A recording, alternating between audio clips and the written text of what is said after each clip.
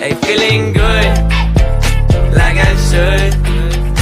When in dark, I walk around the neighborhood. Feeling blessed, never stressed. Got that sunshine on my Sunday best. Yeah, hey, every day can be a better. Baiklah, di sini saya akan menceritakan biografi tentang Jenderal Sudirman dari masa kecil hingga masa wafatnya Jenderal Sudirman. Jenderal Sudirman lahir di Purbalingga, Jawa Tengah, tepatnya di Bodas, Karangjati, Rembang. Sudirman dibesarkan oleh seorang camat setelah diadopsi dari ayah ibunya, yang sebenarnya adalah pamannya sendiri, yaitu Raden Cokro Sunaryo. Ayah ibu Sudirman merelakan anaknya diadopsi demi masa depannya karena pamannya lebih mapan. Berikut perjalanan Jenderal Sudirman dari masa kecil hingga wafat. 1.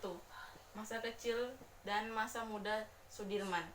Sebagai anak angkat dari seorang camat, Sudirman kecil mendapatkan pendidikan yang layak sedari dini.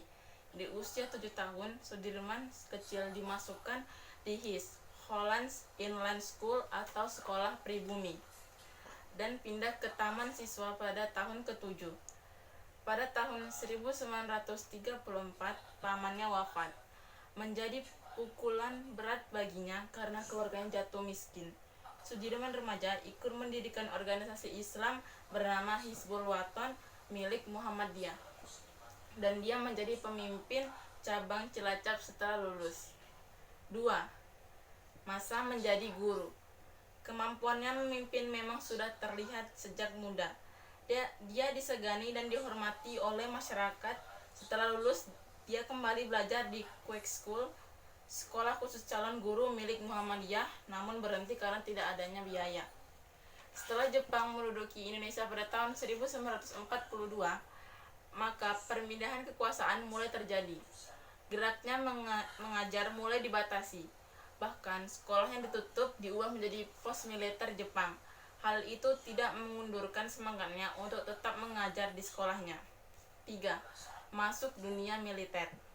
Pada tahun 1944, Sudirman diangkat dan menjabat sebagai Ketua Dewan Karasidenan yang dibentuk oleh Jepang.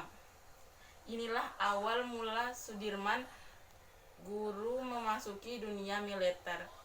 Karena diminta bergabung dengan tentara peta bentukan Jepang, setelah masa kependudukan Jepang berakhir saat bom Hiroshima dan Nagasaki meledak, Sudirman memimpin pelarian bersama teman-temannya saat ditahan di Bogor. Kemudian bertemu dengan sang proklamator Soekarno dan Hatta memintanya untuk memimpin pasukan melawan Jepang di Jakarta. Namun ditolak. Sudirman lebih tetap di Kroya dan memimpin pasukannya melucuti Jepang. 4. Masa perang gerilya. Pada masa agresi militer Belanda kedua, kala itu Jenderal Sudirman sedang sakit. Keadaannya sangat lemah akibat paru-parunya hanya berfungsi 50%. Melihat keadaannya itu, Presiden Soekarno meminta untuk tetap di dalam kota dan melaksanakan perawatan. Maka demi bangsa Indonesia, Jenderal Sudirman yang sedang sakit dengan ditunda tetap berangkat memimpin pasukan untuk melakukan gerilya. Sekitar 7 bulan, berpindah dari satu hutan ke hutan lainnya dan dari gunung satu ke gunung lainnya dalam keadaan lemah dan sakit. Namun keadaan fisik yang terus menurun membuat beliau harus pulang dari medan perang. Jenderal Sudirman tidak bisa memimpin langsung pasukannya, tapi pemikiran tetap dibutuhkan. 5. Wafatnya Jenderal Sudirman. Penyakit TBC yang diderita oleh Jenderal Sudirman semakin parah, namun tidak mengalahkan semangat Jenderal Sudirman. Belanda mengakui kedaulatan Indonesia pada 27 Desember 1949 melalui RIS, Republik Indonesia Serikat. Tercatat 29 Januari 1950, Jenderal Sudirman wafat di Magelang setelah berjuang keras melawan penyakitnya, yaitu penyakit TBC. Pemakamannya dilakukan di Taman Makam Pahlawan, Semaki, Yogyakarta, diiringi konvoi 4 tank serta 80 kendaraan bermotor. Itulah tadi perjalanan Jenderal Sudirman dari masa kecil hingga wafat dan menjadi pahlawan nasional Indonesia. Got me spinning like a